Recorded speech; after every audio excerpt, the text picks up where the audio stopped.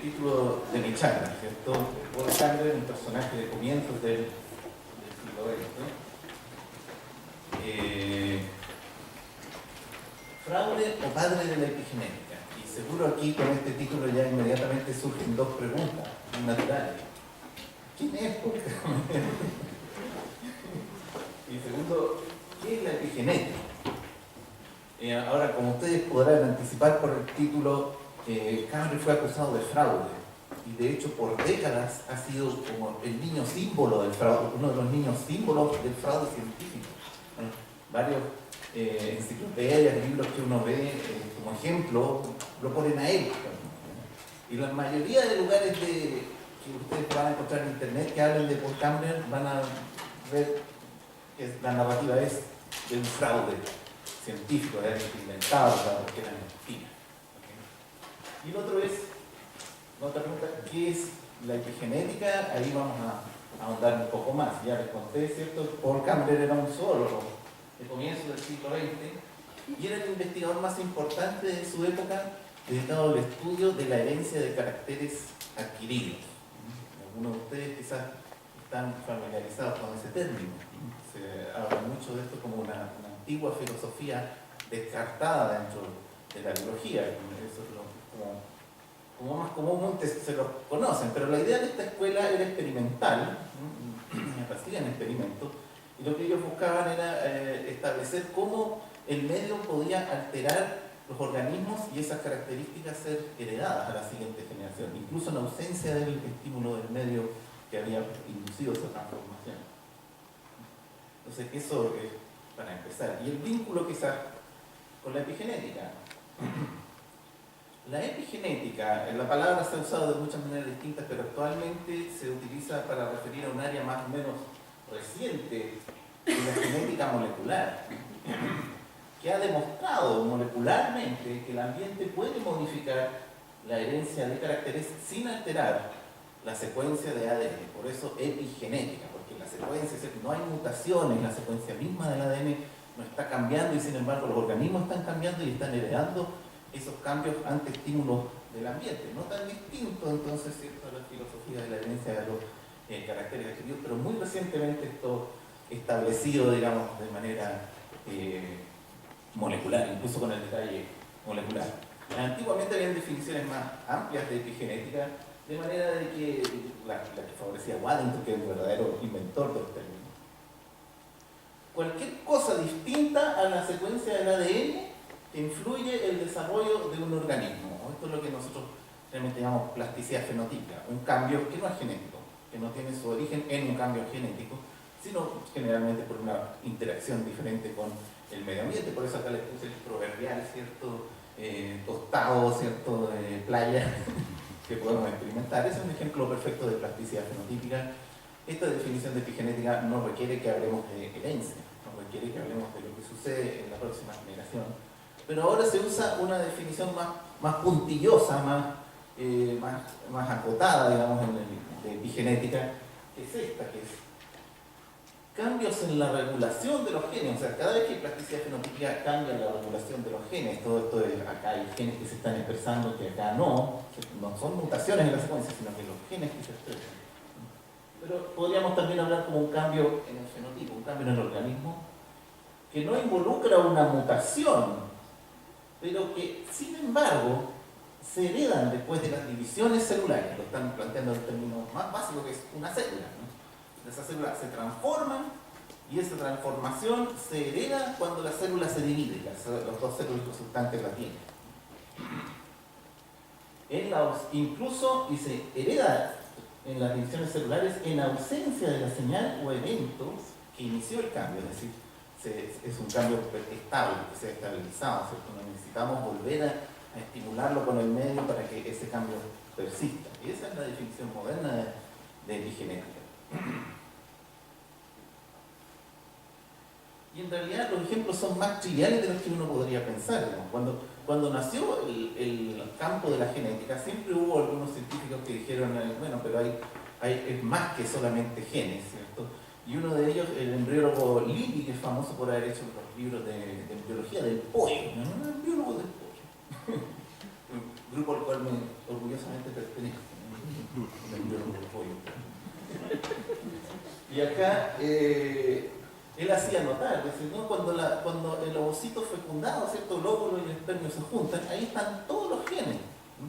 Todos los genes que se necesitan para formar los distintos tipos de células del cuerpo. Y sin embargo, esas células, aunque todas tienen los mismos genes, son tremendamente diferentes. Pues ahí tenemos una célula nerviosa, una célula muscular, una célula de una glándula, ¿cierto? Incluso los mismos gametos, ¿cierto? El espermio y el ovocito son células especializadas con su propio fenotipo. Y todas tienen los mismos genes. O sea, las diferencias entre esas células no se deben a la secuencia del ADN, sino que a cómo se están expresando esos distintos genes. Entonces, no se pueden expresar todos al mismo tiempo, sino que se expresan cada dos genes de neuronas, ¿cierto? Los genes de los distintos tipos celulares, y muchos de estos tienen una forma de expresar los genes que está persistiendo, se establece tempranamente en el embrión por microambientes que hay en el embrión, no por, ya dijimos, toda la secuencia de ADN es la misma. Entonces, microambientes que se generan en el embrión, señales inductivas, las van diferenciando y se van diferenciando y siguen dividiéndose y heredando esas diferencias.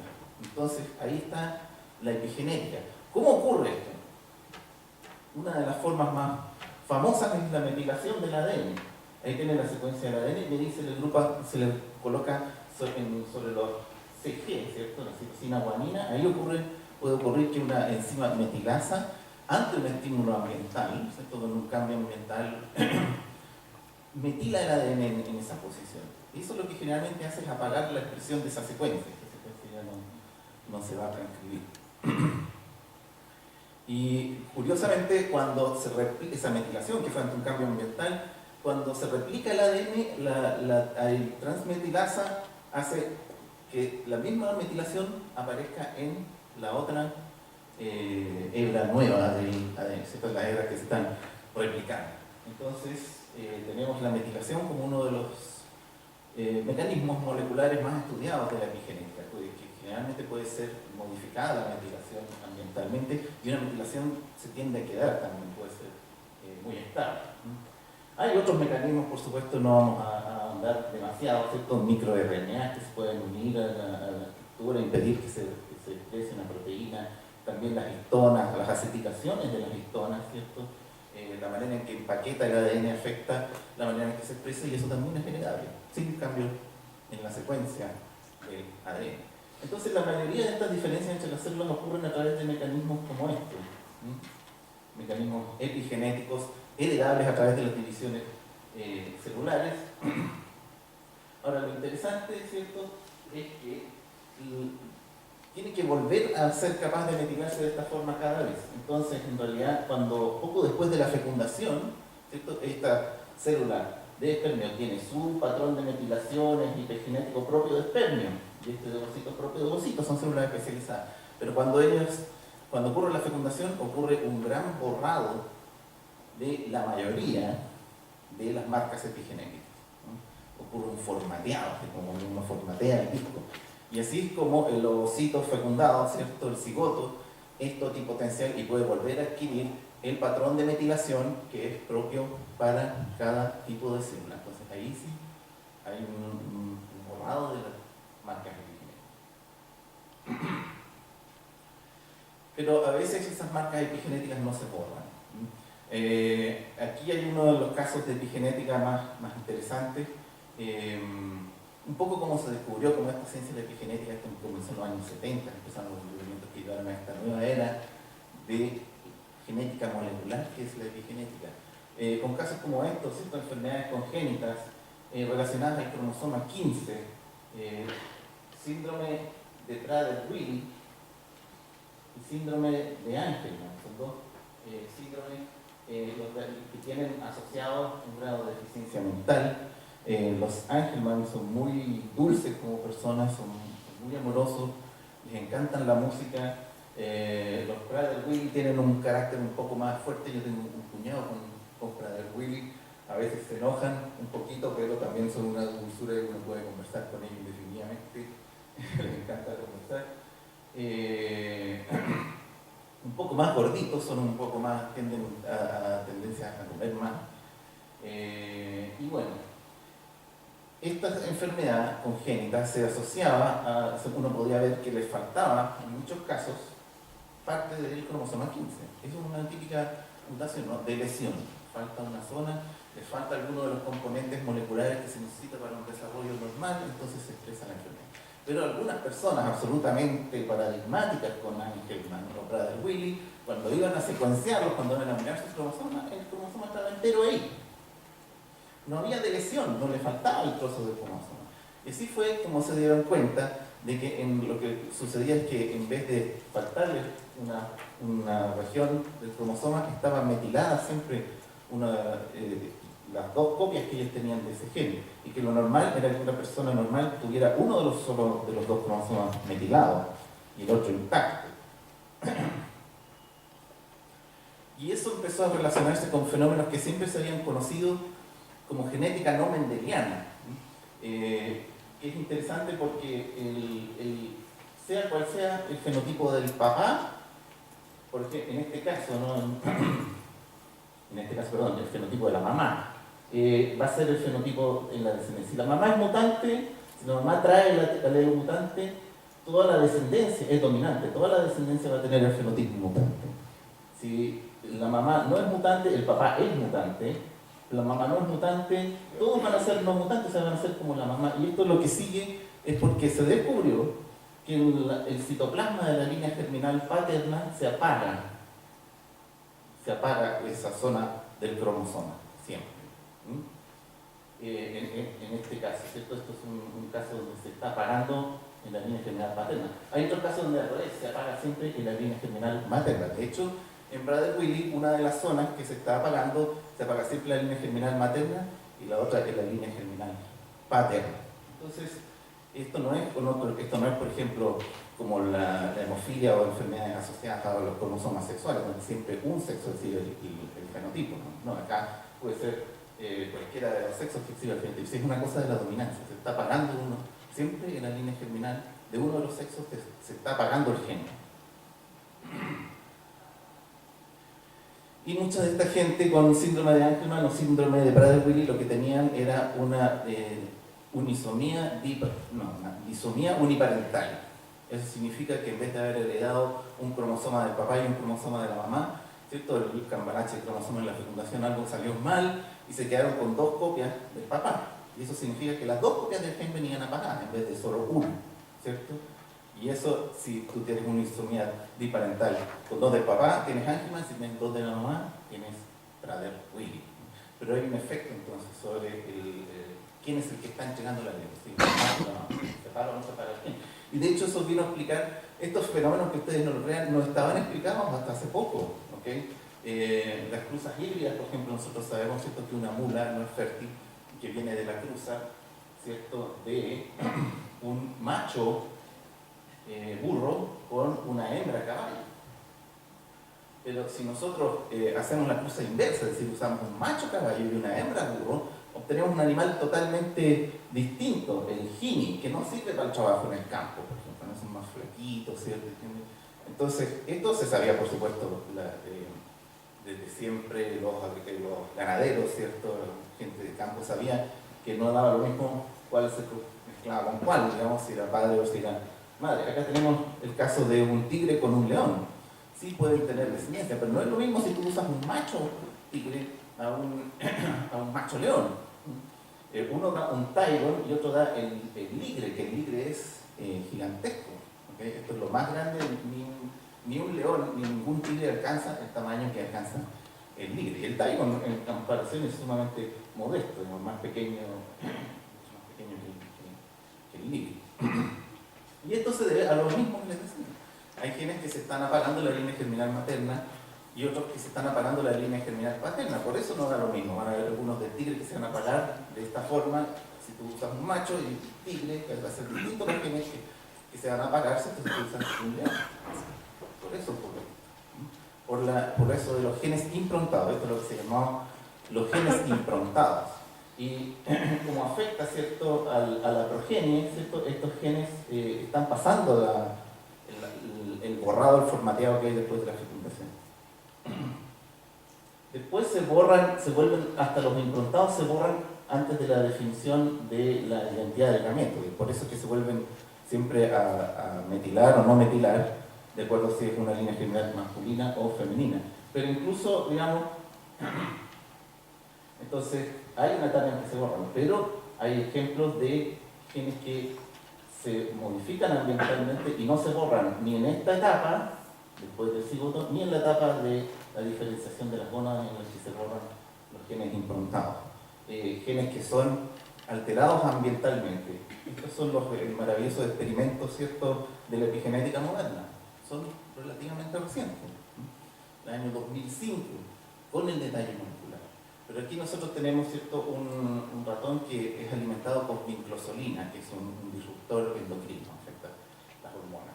Y esto produce un fenotipo, digamos, si tú eres expuesto a vinclosolina estando dentro del útero materno, ¿cierto?, ese embrión que se está desarrollando, una madre que está comiendo vinclosolina. Si es macho, desarrolla unos espermios defectuosos y otras cosas, creo, del sistema genital, pero todavía es posible uno reproducirlo, digamos, uno todavía lo puede reproducir. Y ese fenotipo, una exposición a vinclosolina, se hereda a la próxima generación, y así sucesivamente, y acá lo continuaron, creo, como hasta 9 generaciones que se ocurrieron. O sea, era totalmente estable. Y lo identificaron después en otros trabajos, ¿cierto? Identificaron la parte, el gen que se estaba metilando, ¿cierto?, con la vinclosolina, la zona que quedaba metilada establemente. Ahora, interesantemente, se metila ese gen en la línea germinal paterna solamente. Solo en la línea germinal paterna. Y la línea germinal materna, ese se borra después en el formateado. Y no hereda, la hembra no hereda el fenotipo.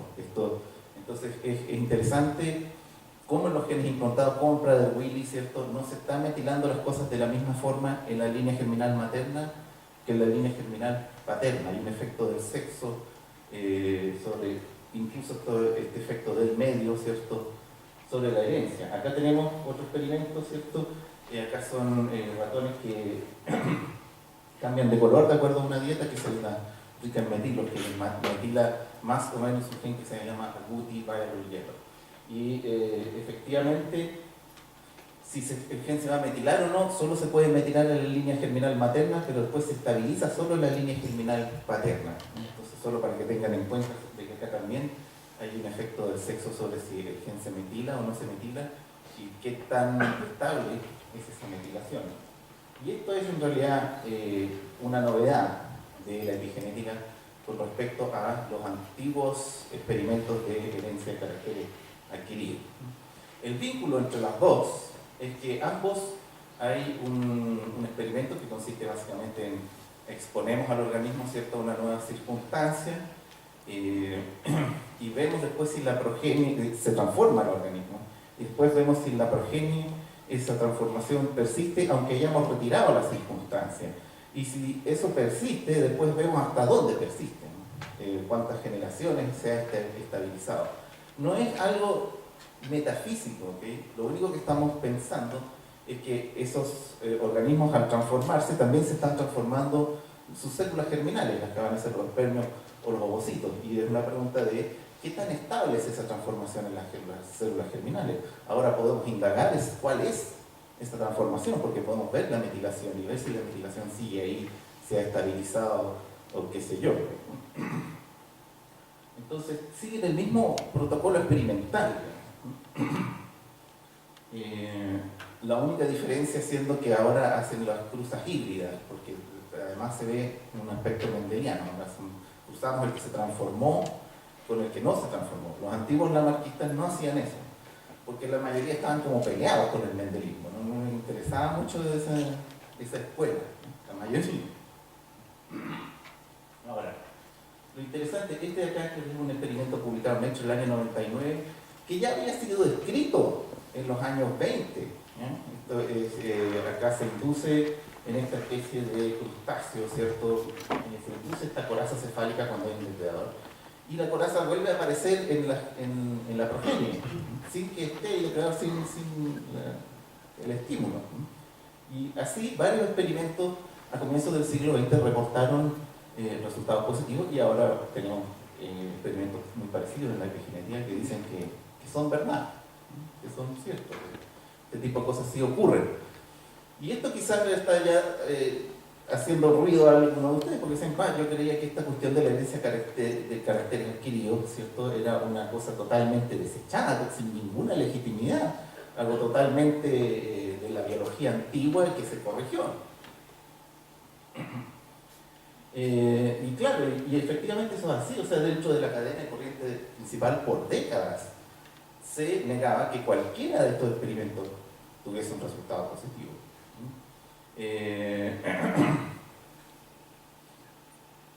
De hecho, muchos biólogos actualmente siguen creyendo que no puede ser, digamos, que haya nada así. Se destacaba, por ejemplo, la asociación de la herencia de caracteres adquiridos con un antiguo biólogo muy conocido por todo el mundo, Lamarck, ¿cierto?, que tenía ciertas nociones metafísicas de progreso, y se hacía pensar que todo este tipo de experimentos, más que tratarse de meramente una examinación de la estabilización de cambios en la línea germinal, eran una cosa como metafísica, ¿no?, que todo para mejor siempre iba progresando, que claro, un poco Lamarck puede haber sido así, pero no significa que no exista, digamos, un efecto del medio ambiente sobre la línea germinal. Se destacaban solo los resultados con experimentos, solo los casos en que esto claramente no ocurría, que por supuesto no ocurre siempre, digamos, ¿no? O sea, yo me leo el Quijote y mi guagua no nace sabiendo el Quijote, ¿cierto? Y también yo puedo hacer muchos ejercicios. Estos son los ejemplos que ustedes van a encontrar en internet. ¿Usted acaso porque hace mucho ejercicio usted cree que su guagua va a nacer así muscularizada? No, entonces todo eso en una tontera, ¿no? Pero claro, hoy este ejemplo muy repetido de Weissman, le cortaban la cola a los ratones por generaciones y nunca nació un ratón sin cola. O sea, así como cualquier experimento que tuviera un resultado negativo se ponía como evidencia de que no podía haber ningún experimento que diera un resultado positivo, lo cual no es cierto nomás, ¿no? Se enfatizaron solamente en aquellos casos en que no ocurre. Y todos los casos en que sí ocurría, había una explicación. Es decir, no, en realidad eso lo que es solo plasticidad fenotípica y genética convencional. Pareciera que se estuviera heredando el carácter, pero en realidad son puros mecanismos ya conocidos y no está ocurriendo nada extraordinario aquí. O se decían, son efectos pasajeros, se va a pasar. ¿Cierto? Está bien, la línea germinal se puede transformar por un rato, ¿no?, por un par de generaciones, y después, sea lo que sea, por ejemplo, se me contaminó la línea germinal femenina con éter, ¿no? Y después el éter, después de estar produciendo moscas deformadas por un par de generaciones, ese éter se va a evaporar y va a volver a aparecer la mosca normal y aquí no ha pasado nada, ¿no? Son efectos maternos solamente, no se heredó nada, sino que la mamá todavía traía un efecto secundario que afectó al embrión. Y todos los casos que se suponía no eran nada nuevo bajo el sol, no requerían invocar ningún mecanismo particular. Ahora sabemos que ese mecanismo particular existe, por ejemplo, la metilación. ¿Okay? Entonces uno se pregunta, bueno, ahora que sabemos que sí existen, que sí hay mecanismos especiales para tener que explicar que sí puede ser tremendamente estable, que los experimentos tal cual los narraron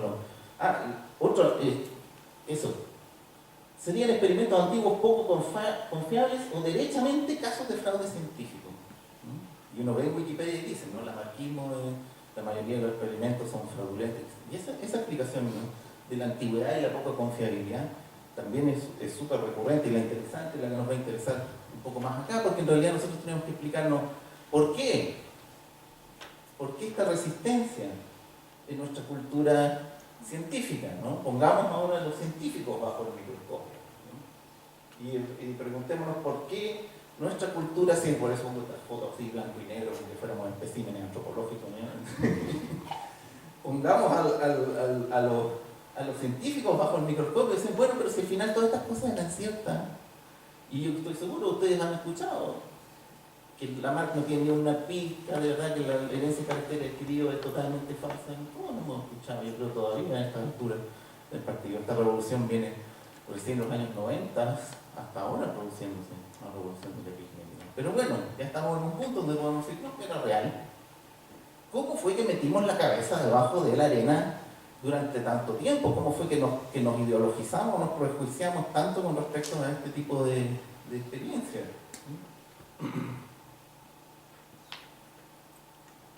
Y ahí es donde entra el caso de Paul Campbell. era el más famoso de todos los estudiosos de la herencia de carácter adquirido, teniendo cientos además de trabajo, siendo un investigador sumamente trabajador y prolífico, y visitando varias partes del mundo donde era realmente considerado un genio. De hecho, el New York Times, ¿cierto?, sacó más de una vez artículos diciendo que él era el próximo Darwin, el cual por supuesto generaba también algunas reacciones envidiosas contemporáneas, porque sí, él tuvo muchos enemigos, digamos, durante su vida, pero vamos a ver que también hay una circunstancia histórica y social interesante detrás de eso. Actualmente era judío en tiempos de Austria, del surgimiento del nazismo, no. Pero aquí está, ¿no? Él es Paul Kammerer, y los experimentos en los cuales lo acusaron de fraude son estos experimentos con el sapo partero. El sapo partero, a diferencia de lo que llamamos una rana más acuática, un sapo más terrestre, efectivamente pasa más tiempo fuera, pero tanto así, que lo que es inusual, digamos, es que copulan fuera del agua, lo cual es raro para un bicho con fecundación externa. Copulan fuera del agua, inmediatamente después de copular, el que hace el cuidado parental es el macho, y él toma los huevos y se los envuelve en las piernas, ¿cierto? Una especie de amarre, pero también esa gelatina se empieza a secar rápidamente y se pone pegajosa, y eso fija los huevos sobre las patas traseras, ¿sí?, típicamente en esa zona del macho. Y el macho solo ocasionalmente se mete al agua, sigue prefiriendo vivir en tierra, y cuando ya los huevos han crecido un poco, los renacuajos dentro de los huevos han crecido un poco en una de esas sumergidas ocasionales que hacen el agua, salen. Y salen mucho más desarrollados de lo que sale un renacuajo de un huevo que se pone desde el comienzo en el agua, ¿cierto?, de una rana.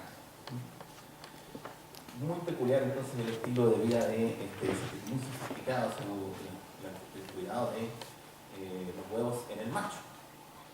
Lo que hizo Paul Kammerer, y otra cosa, otra diferencia de ellos, es que a diferencia de otros anuros, no tienen callos nupciales.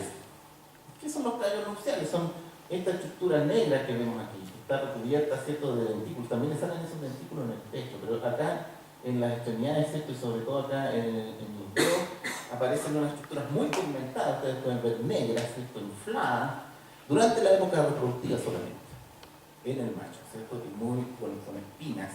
Y esto supuestamente permite el amplexo, ¿cierto?, permite agarrar a la resbalosa hembra durante la etapa reproductiva.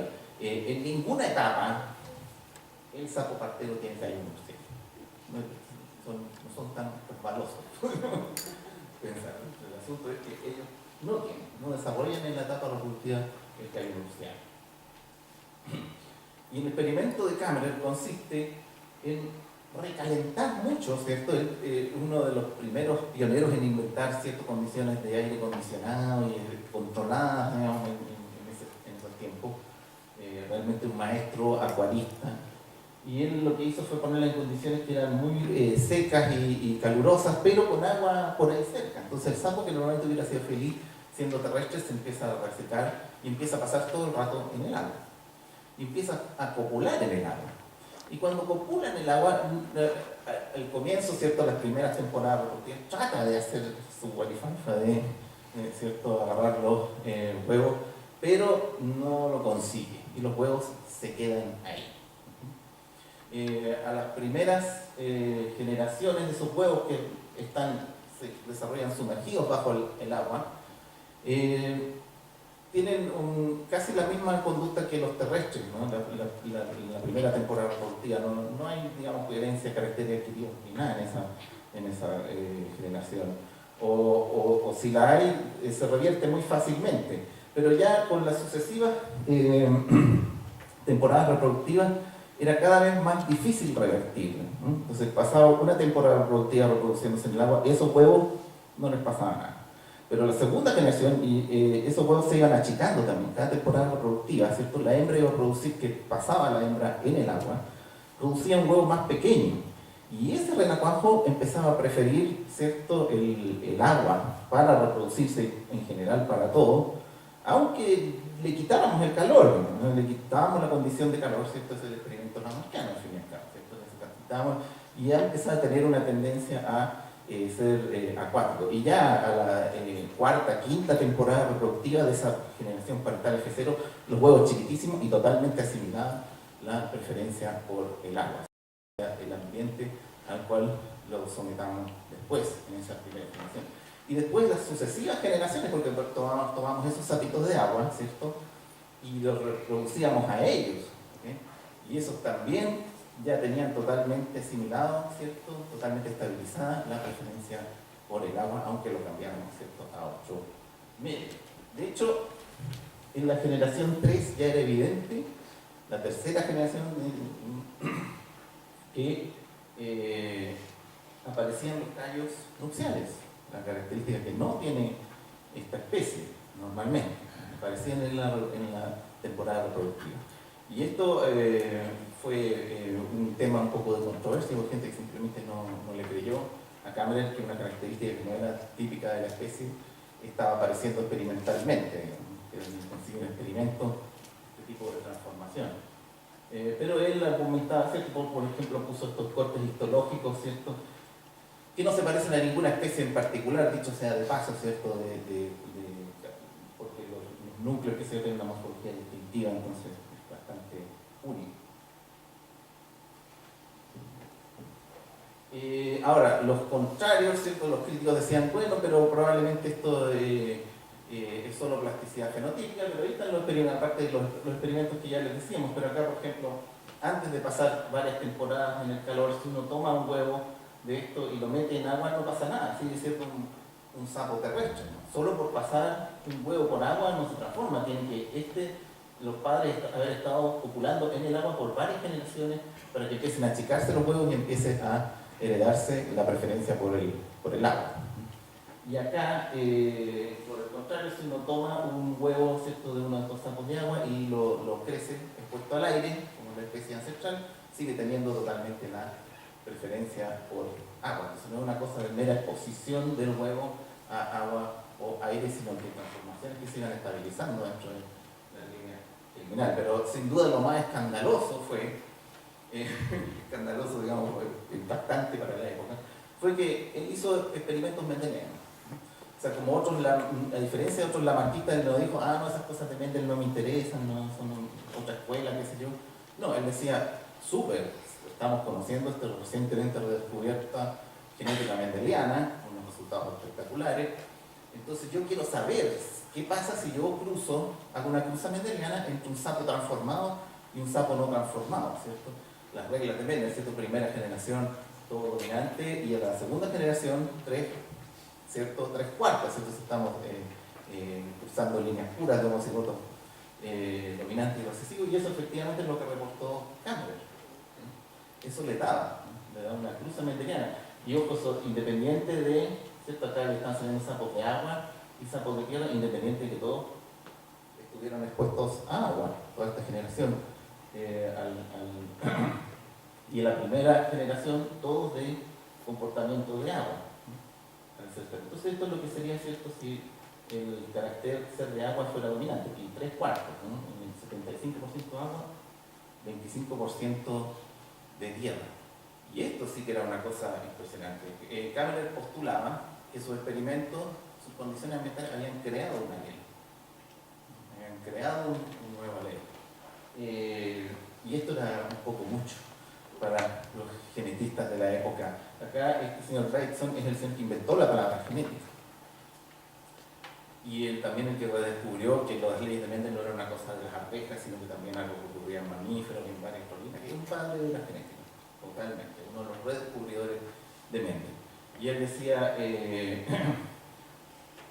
porque también hay gente que decía, no, lo de Kammerer no era nada extraordinario, no, él sí reconoció que aquí había algo extraordinario.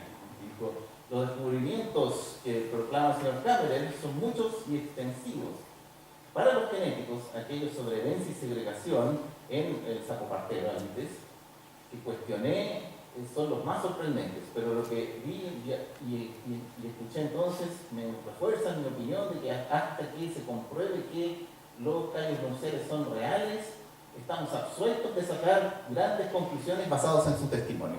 Este señor acusó de falsedad, acusó y y dijo que los callos, ya antes había dicho que los callos nupciales eran falsos, ahora estos experimentos mendelianos, dice, son los más sorprendentes, ¿no? Most astounding. Entonces, él tiró una piedra, digamos, en ese sentido. Y así empezaron a haber más acusaciones, por ejemplo, Mendel también Cameron hacía experimentos con salamandras a fuego, donde las ponía sobre superficies oscuras o amarillas, negras o amarillas, y iban cambiando de color. Las que estaban crecían las larvas sobre una superficie negra eran más negras, y las que tenían sobre una superficie amarilla tenían más manchas amarillas. Pero se le cuestionó la realidad porque él hizo estas fotos colorizadas, ¿cierto? Y retocadas, que era una costumbre totalmente normal en la época. Además se usaba mucho el dibujo científico, ¿cierto? Y se asumía, ¿cierto? Porque las fotos en esa época sacaron una buena foto de calidad, y acá sobre todo los brillos sobre la piel de la salamandra, en realidad no se cachaba nada en la foto, digamos, ni siquiera una salamandra normal se cachaba, mucho menos una experimental. Yo he visto las fotos de la época y en realidad, claro, no.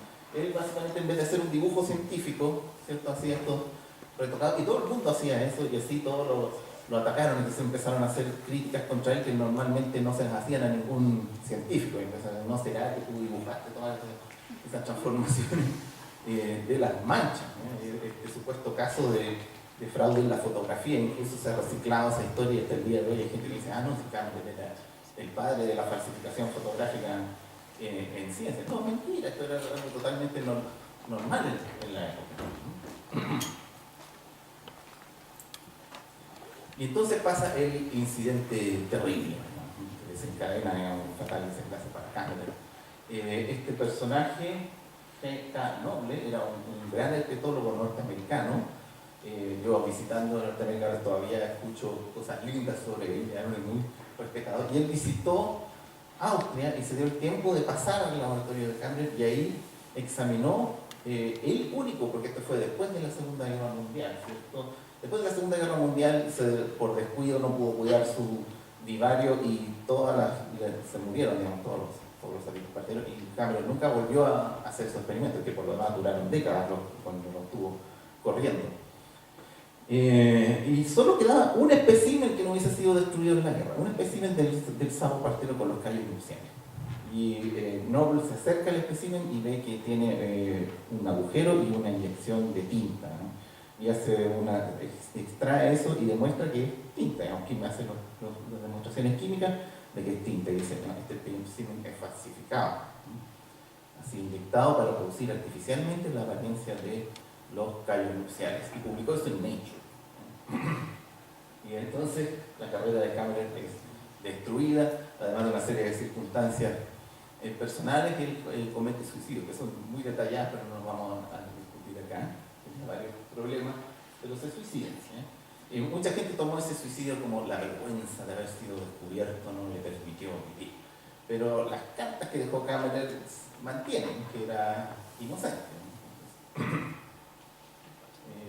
Pero a partir de ese punto, ¿cierto?, y con su suicidio más encima, los trabajos de Cameron dejan de ser citados, ¿cierto? Tú no puedes ya citarlo, porque te dicen, eso, si no es derechamente fraude, podría ser fraude. Entonces todo el legado científico de Cameron fue básicamente eliminado de la academia, ¿no?, a partir de ese momento. Y esa fue la situación, como dije, se transformó en el ejemplo moral para los científicos. Miren, el científico descarriado cuando inventa lo que quiere ver, tan ideológico que inventa el resultado que nunca le dio, digamos, ¿no?, para defender su ideología lamarquista, en este caso izquierdista, ¿no?, porque él, a diferencia de los nazis que estaban contemporáneos de él, ellos querían exterminar, porque todo era innato, ¿no?, todo se nacía genéticamente con eso. Entonces la única manera de mejorar la raza y la eugenesia era exterminar y digamos, permitir que las mejores razas. Y él decía, no, ambientalmente, ¿cierto?, podemos también mejorar la raza. Todos eran eugenésicos en ese tiempo, pero él no lo era de una manera geneticista. En fin, entonces se dice, por ideológico, ¿cierto?, inventó sus resultados. Pero en el año 1971, y tengo que decir esto, sin ninguna consideración científica de la revolución de la epigenética, ocurre mucho después de esto, ¿no? en el 71 estamos en plena era de que no se acepta la realidad de ningún experimento o la excepcional, nada especial, ¿cierto? En los casos de evidencia de carácter, ninguna importancia. La genética convencional sirve para explicarlo todo. En esa época, que se le pone en duda, nada más por razones históricas, de detective histórico, dice esta historia de que Cameron cometió fraude está mal, no cuadra, porque mucha gente que era realmente experta había visto los especímenes. El laboratorio donde él trabajaba era una institución gigantesca, el Vivarium, ¿cierto? Donde había muchos colegas que vieron el desarrollo de los experimentos, muchos verdaderos expertos vieron los callos nupciales, ¿cierto? De hecho, los llevaba a los especímenes en el tour y él llega a la conclusión de que alguien más, no Cameron, y mucho menos con inyección de tinta, digamos, con intención de fraude, hizo las inyecciones de tinta. Puede haber sido alguien que simplemente estaba retocando un espécimen desteñido, ¿cierto? Que ya era claro, un viejo espécimen, o puede haber sido alguien que lo estaba tratando de inculpar. ¿Por qué no? Como decía, Cameron tenía varios enemigos y que se les menciona la posibilidad, ¿cierto?, de que tuviera algo que ver con que él era un judío en el surgimiento del nazismo en Austria. Entonces este libro del año 71, ¿cierto?, por motivos históricos de circunstancia, no motivos científicos, tiende a exonerar a Cameron, y altas personas son convencidas por este libro, incluyendo el famoso Stephen Jay Gould, que dice, sí, probablemente Cameron no hizo fraude, aunque Gould creía que todos los experimentos eran explicables en términos convencionales, pero claramente no leyó bien los escritos de Cameron, porque esa excusa mendeliana no es explicable por plasticidad fenotípica, es otra cosa. Claro, y esa excusa mendeliana a mí la mencionaba brevemente el Kessler, y decía, qué curioso es una excusa mendeliana, unos experimentos mendelianos con plasticidad fenotípica, ¿cómo serán? Y logré comprar, curiosamente me metí a buscar el libro que estaba a la venta en Amazon, con un título modificado, le pusieron acá arriba este Environmental Vitalism, lo sacaba una organización extraña, ya no me acuerdo de una organización, y habían eliminado toda la parte eugenésica, la parte final del libro, la eliminaron para no era tan políticamente correcto, entonces se la sacaron y vendían esta versión, ¿cierto?, con una introducción bien rara en un grupo. No era un grupo propiamente científico, digamos, que todavía seguía sacando el libro de Cameron, ¿cierto? Porque Kessler había hecho que todo lo que había que ir a hacer. Pero bueno, fui capaz de comprar una copia baratita del libro de Cameron, traducido al inglés, porque el alemán, aparte de saber el J, un alemán tiene problemas, porque no son los mismos dialectos, y no es el mismo el alemán, ¿cierto?, de 1924 que usaba Cameron que el de ahora. Entonces, realmente no pude leer de la fuente original ni conseguir que alguien me leyera, ¿no? Y mucha gente así como decía, oye, mira, quiero saber si Cameron... No, gracias, no quiero nada que ver con ese fraude, ¿sí? O sea, no te lo decían a veces abiertamente, pero a veces te decían, sí, y chao. O sea, mis amigos alemanes no me tradujeron jamás nada, excepto cuando llegó uno al rayo, ¿cachai? Bueno, esa fue otra historia. Pero encontré un párrafo. Fíjense, esto es lo interesante.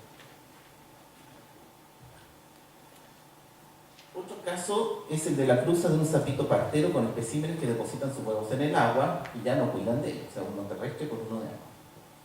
De seguro, una cierta complicación surge en tanto la característica dominante, es la que predomina en todos los hijos y 3/4 de los nietos, sigue al padre, y siempre es como el padre. Y por esta razón, un cambio de dominancia de la forma normal a la cambiada se observa dependiendo si un espécimen normal o un espécimen cambiado juega el rol de padre. En otros casos, en otras cruzas mendelianas, no es de ninguna importancia qué raza los experimentos de cruzas se utilizan en el rol del padre y el cual corresponde al rol de la madre. Es decir, si el macho acá, ¿cierto?, es el de agua, primera generación todo agua, segunda generación 3/4 de agua. Pero si el macho acá es de tierra, primera generación todo tierra y segunda generación todo agua. Esto es lo mismo que lo que estábamos viendo acá, el efecto del sexo sobre si un alelo se apaga o no, ¿cierto? ¿Cierto? Es esto. Yo cuando leí eso,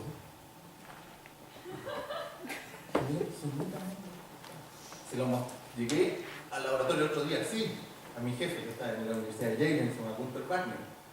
Llegué y dije, mira, Gunther, lee. Holy fuck! Él es austríaco. ¿Okay? Porque realmente está describiendo la inactivación de uno de los alelos en la línea germinal materna. Entonces el único que se expresa es el paterno, por eso tenemos la dominancia. ¿Ok? Y eso, como decía, solo Cameron andaba mezclando los dos protocolos, el protocolo lamarckiano con el protocolo mendeliano. Y entonces el lamarquismo de esa época no tenía ningún interés en un detalle de ese estilo. No tenía ningún provecho que sacarle, no lo hacía ni más progresista, ni más interesante el fenómeno, ni más creíble el fenómeno, ni nada. Es tan solo como él decía, una cierta complicación. Una cierta complicación. Ah, mira, está este detalle. El efecto que tiene que sea el papá el que siempre domina. En esta cruza, en esta cruza. Pero esto es lo que se llama un efecto de progenitor de origen igual a cuando tenemos inactivaciones no solo de los sexos. Y experimentos así, en realidad, formalmente reconocidos por la ciencia, recién a partir de 2005, fíjense. Caí parado, ¿cierto? Caí parado en ponerme a leer estas cosas, ¿cierto? Por ahí 2007, me puse a leer acá, caí parado porque justo recién habían salido los experimentos que eran muy parecidos, una transformación ambiental y después efectos de, ¿cierto? Solo línea germinal paterna, línea germinal materna, en famosos experimentos de ratones que demostré, uno del 2005, otro del 2006. Ahora hay más también.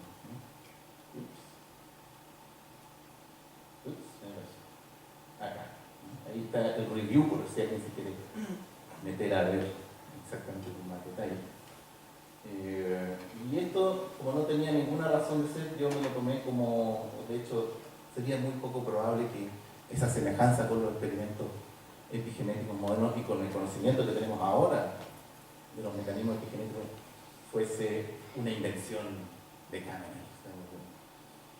La coincidencia que tiene que ser para que sea así, igual que los experimentos más modernos en epigenética, no. Esto es primera vez que, porque yo entré a leer a Cameron para saber si describía su experimento algo muy imposible, algo muy loco, ¿no? Algo muy maravilloso, como leerse el Quijote y que tu guagua salgan saliéndose el Quijote, ¿no? Algo que realmente fuera una cuestión que no tuviera ningún parangón dentro del experimento disponible. Pero sí había, desde 2005 tenía experimentos disponibles que mostraban más o menos la misma cosa. Ahí están los dos papers que hemos citado. Uno, sin haber leído nada de alemán, solo el libro de Cameron, y después con mi amigo Kirin Krabi y con un epigenetista moderno, ¿cierto? Ambos de ellos amigos del rayo, del laboratorio del rayo. Hicimos las tareas mejor, más intensamente. Kirin se leyó y tradujo muchos de los trabajos de Cameron en el alemán original. Y los detalles, lo único que hicieron era reforzar toda la coherencia, digamos, con una explicación epigenética en términos de los mecanismos modernos de la epigenética, conocidos desde hace solo poco tiempo. Desde entonces han pasado otras cosas divertidas. Bueno, lo hicimos levemente famoso. Mi paper fue comentado en Science. Bueno, una página, no, dos páginas, pero son dos páginas, comentando mi paper. Newsweek sacó una nota, ¿cierto? La periodista muy inteligente, Sharon Bailey, me llamó y hizo una nota en Newsweek. Tuvimos 5 minutos de fama, ya todo el mundo se olvidó, pero... ahora, les contaba yo que tímidamente Kessler había puesto la hipótesis de una conspiración nazi. Y Cameron, aunque nunca hablaba mucho de ello, tenía más enemigos de los que él mismo creía, un poquito inocente, ¿no? La cantidad de enemigos que se estaba haciendo dentro del ambiente. Siempre tuve esta idea de que quizás a Cameron lo habían hecho una conspiración contra él. De hecho, estas imágenes son de una película soviética. 2 años después de la muerte de Cameron, ahí vemos a Cameron enfrentando, ¿cierto? una multitud furiosa que niega la realidad de sus experimentos, se está dando cuenta de que prejuiciados, que ideológicos que están conmigo, estaba horrorizando, digamos. Esto es una película soviética en honor a Paul Cameron.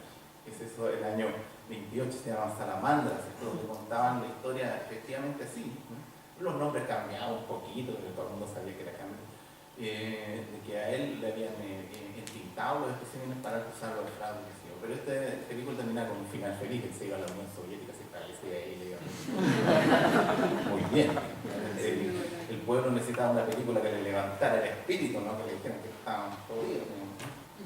Pero esta historia que por mucho tiempo fue como, puede ser, es interesante, los nazis con la muerte de Cameron, qué sé yo. El año 2016, justo el mismo tiempo que sacamos nuestro segundo paper más cuidadoso sobre el tema, salió este libro extensamente investigado, ¿cierto?, de Klaus Kasper, La caída de Paul Cameron, donde investigó este tema mucho más y en realidad se metió en la chimuchina de los enemigos que tenía en la facultad Cameron, ¿cierto?, y cómo había un grupo de neonazis, o sea, de nazis, perdón, de primeros nazis, por decirlo, liderados por Otenio Abel, un malvado paleontólogo un malvado paleontólogo que efectivamente, digamos, se sabe, escribió a Noble, que Noble cuando vino a Austria se quedó en la casa de él. Ahora la idea es que obviamente no le dijo a Noble, oye, vamos a hacer una encerrona a Cameron, sino que precisamente escogieron a alguien que no supiera, digamos, ¿eh? Pero lo datearon así como, oye, ¿por qué no vas a mirar esos especímenes? Porque tienen que estar raros. Se quedó en la casa de Otenio Abel. Él documenta cómo Otenio Abel hizo montones de maquinaciones para perjudicar a los judíos que hubieran ahí en la academia, que no consiguieran pegas, que digamos, lo expulsaran de la universidad, derechamente les pegaran a veces, digamos, ¿no? Violencia física. Este es un paleontólogo malo. Las cartas que él descubre, que sé yo, no hacen concluyente, pero sí Noble se quedó donde Otenio Abel conspiraba todo el rato contra los judíos en la academia. Justo Otenio Abel había logrado meter en el entorno de Cameron una persona los días antes, ¿no?, un técnico nuevo, que entonces dicen, él puede haber sido el que infectó. Después hicieron que se encontrara con eso Noble. Así que, si bien no se ha demostrado concluyentemente, ahora hay nombres y cosas mucho más concretas respecto a la hipótesis de la conspiración nazi. Pero para que vean esta cuestión, así, pese a todo, ustedes van a encontrar que la mayoría de las referencias todavía son ese fraude de Cameron, ¿okay? Ahora, en el área de la epigenética, no, yo puedo decir, los grandes monstruos de la epigenética, Skinner, Anjan, han dicho, no, muy bonito tu paper, algunos personalmente están convencidos de que Cameron era inocente. Pero la cultura biológica en general es otra cosa, una cosa mucho más lenta. Y acá precisamente este trabajo, ¿cierto?, salió poco después de nuestro segundo paper, al mismo tiempo, ¿no? Ni siquiera sabían que nuestro paper estaba saliendo. Y ahí ellos dicen, no, es que yo en la naturaleza encuentro casi todos los experimentos que hizo Cameron, los encuentro como variaciones naturales también. Yo encuentro salamandras que son más oscuras y otras más amarillas, que es la variación natural que tengo por ahí. Entonces él básicamente colectaba. Una cosa que hizo Noble, me olvidé mencionar lo importante, perdón, no Noble, Kessler, es que él encontró un paper de 1924, 2 años antes que se matara Cameron, de una persona que decía, miren, me encontré un sapo partero con callos nupciales. O sea, todo ese bla bla de que la característica que no es de la especie nunca iba a estar en los callos nupciales era mentira, digamos. O sea, alguien que había encontrado, alguien totalmente no relacionado a Cameron, que Cameron no sabía, no había leído ese paper, etc. Bueno, pero esta gente dice, no, es que esa es la evidencia que es un fraude, porque él se encontró uno y lo publicó como que fuera uno de sus experimentos.